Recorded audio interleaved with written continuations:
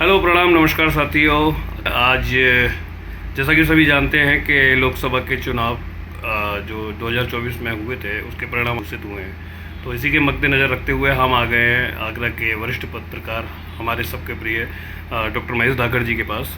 चलिए बात करते हैं डॉक्टर महेश धाकड़ जी से। महेश सर, स्वागत है आपका मेरे चैनल पर। सर, आपसे बस इतना जानना चाह रहा था कि जैसे कि आज चुनावों के परिणाम घोषित हुए हैं, तो जो इन चुनावों में जो जनादेश जो आज रिजल्ट आ रहा है, इसके मद्देनज़र रखते हुए आप क्या अपनी राय रखते हैं? अविनाश, भारत दुनिया का सबसे बड़ा लोकतंत्र है और करीबन 100 करोड़ लोग यहाँ के जो है इस लोकतांत्रिक प्रक्रिया से जुड़े हुए हैं। और मैं समझता हूँ कि ये आज का दिन बहुत ही महत्वपूर्ण रहा भारत के लिए, क्योंकि इस लोकसभा के चुनाव के बाद जो सरकार बनेगी वो भारत के जो विभिन्न योजनाएं हैं और भारत का जो भविष्य है उसके डिसीजंस पर निर्भर रहेगा।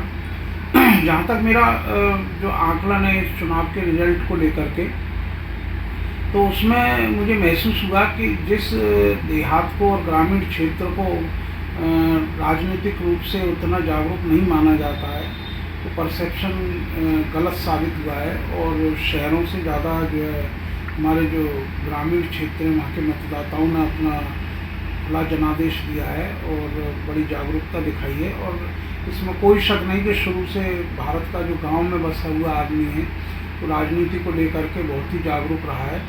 और इस वक्त किसी भी तरह की फसल का कोई काम भी नहीं है, तो इसलिए वहाँ की पंचायतों पर, चौपालों पर राजनीति को लेकर चर्चाओं का दौर रहा।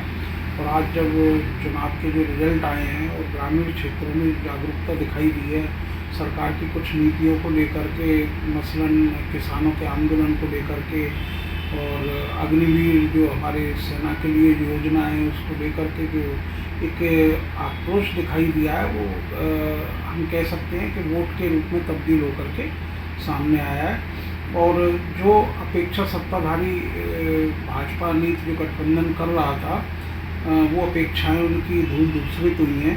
और जो विपक्षी दलों का अलायंस था इंडिया गठबंधन, उसको आशातीत सफलता मिली है। और ये ज़रूर है कि विपक्षी गठबंधन अपनी सरकार नहीं बना पाएगा, मगर ये किसी भी लोकतांत्रिक देश के लिए बहुत ज़रूरी है कि उसका जो विपक्ष है वो उतना ही मजबूत हो ताकि सरकार अपनी मनमानी ना कर सके। और चूँकि हम यूपी से वास्ता रखते हैं, तो यूपी ने जो जनादेश दिया है वो सबके लिए चौंकाने वाला है। और इस प्रदेश से जो सत्ताधारी पार्टी भाजपा नीति जो गठबंधन है, उनको जो उम्मीद थी वो आशातीत सफलता नहीं मिली है। और अखिलेश यादव और उनकी समाजवादी पार्टी और कांग्रेस का जो गठबंधन था उसको जो कमतर करके आंक रहे थे, तो उनको जो है जनता ने सिरांखों पर दिखाया है। यही वजह रही कि यूपी में चौंकाने वाले रिजल्ट आए हैं। इसके अलावा ममता बनर्जी और पश्चिम बंगाल की जो सरकार है उसकी जो नीतियां हैं और उनका जो जिस तरह की कार्यशैली है उसको जनता ने भरपूर समर्थन दिया है। और इसी तरीके से हम देखें तो कई प्रदेशों में इस तरह के चौंकाने वाले रिजल्ट आए हैं। और जो रिजल्ट आए हैं उन्होंने साफ तौर पर ये तो तय कर दिया है कि सरकार भले ही किसी की हो पर मनमानी किसी की नहीं चलेगी। ये ठीक है कि भाजपा की जो सरकार का दावा है कि उन्होंने 500 साल बाद राम मंदिर का जो हमारा सपना था वो साकार किया। और लेकिन सवाल ये है कि धर्म जो कि एक आस्थाओं से जुड़ा विषय है, उसको राजनीति से जोड़कर जो पेश करने की कोशिश की गई उसको जनता ने नकार दिया। और यही वजह रही कि यूपी में जो परफॉर्मेंस है भाजपा और उसकी सहयोगी दलों की वो उतनी अच्छी नहीं रही। इसी प्रकार से जो 5 किलो राशन देने का जो जो सरकार की योजना थी उसको भी राजनीतिकरण जो करने की कोशिश की गई वो भी नहीं हो पाया। जो भाजपा के जो जीते हुए जो सांसद थे उन लोगों ने भी अपने क्षेत्रों में वो आशातीत काम नहीं किए जिसकी जनता को उम्मीद थी। तो जब सत्ता में रहते हुए, पूरी पावर में रहते हुए आपके नुमाइंदे आपके काम नहीं करते हैं तो बड़ी निराशा और हताशा होती है। और निसंदेह उसके लिए कुछ किया नहीं जा सकता, क्योंकि एक बार किसी को चुन लेने के बाद जनता के हाथ में कुछ नहीं रहता है, मगर अगले इलेक्शन में जनता उसका प्रत्युत्तर देती है, सही बात। क्योंकि जनता जागरूक हो चुकी है। और किसी भी लोकतांत्रिक प्रक्रिया के लिए बहुत ज़रूरी है कि हमारा जो मतदाता है वो किसी पार्टी के प्रति आस्थावान होने के बजाय स्वतंत्र रूप से सोचे और अपने जो सबसे बड़ी ताकत है लोकतांत्रिक प्रक्रिया में और लोकतांत्रिक देश में, उस अपनी ताकत को किसी के पास गिरवी ना रखे। सही बात, सही बात। और सबसे बड़ी बात यह है कि हमारा जो लोकतांत्रिक देश है उसका एक इतिहास रहा है कि किसी की भी, चाहे वो कोई भी हुक्मरान रहे हों, चाहे कोई भी नेता रहे हों, कोई भी प्रधानमंत्री रहे हों, उनकी मनमानी कभी भी उसने स्वीकार नहीं की है। मैं आपको एक उदाहरण दे सकता हूँ इंदिरा गांधी जी का, जिनको अजय माना जाता था और इमरजेंसी लगाने के बाद जनता ने उनको इतना करारा जवाब दिया, वो अपनी खुद की सीट तक हार गई। कांग्रेस तो चारों खाने चित हुई।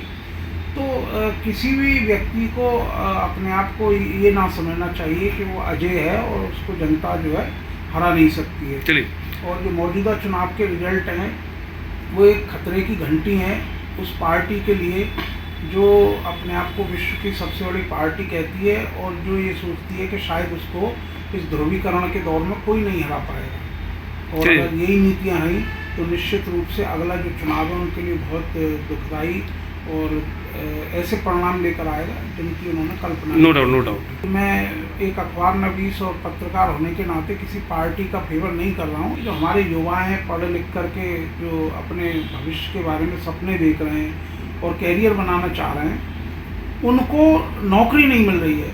और देखिए, भले ही ये कहा जाए कि सरकारी नौकरी करने वाले काम नहीं करते हैं, मगर इस देश में जब से देश आज़ाद हुआ है तो बहुत सारे महकमे ऐसे हैं जिनमें सरकारी कर्मचारी काम भी करते हैं और सरकार चल भी उन्हीं के सहारे से रही है।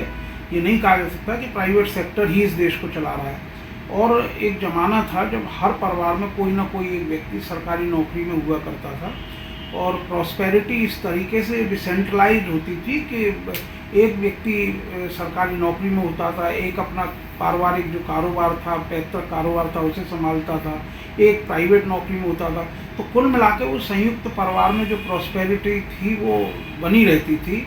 370 की बात करें, 370 भले ही एक सराहनीय कदम रहा हो, 3 तलाक वाला भी मुस्लिम महिलाओं के हक़ में एक अच्छी पहल रही हो, मगर जो बाकी चीज़ें हैं, महंगाई है, बेरोजगारी है और तमाम समस्याएं हैं, तो उनकी तरफ भी ध्यान देना चाहिए। चलिए, बहुत बढ़िया डॉक्टर साहब, आपने हमारे चैनल पर आकर अपनी राय दी। और चूँकि देखिए, मैं अपने दर्शकों को बताना चाहूँगा कि देखिए, डॉक्टर साहब जो है हमारे शहर के वरिष्ठ पत्रकार हैं और जो इनका अनुभव बोलता है, तो अनुभवी बातें जब हम सुनते हैं, क्योंकि इन्होंने काफ़ी बड़े बड़े चर्चित राजनेता, अभिनेताओं का साक्षात्कार किया है, तो वो सारी चीज़ों को रूट से जानते हैं।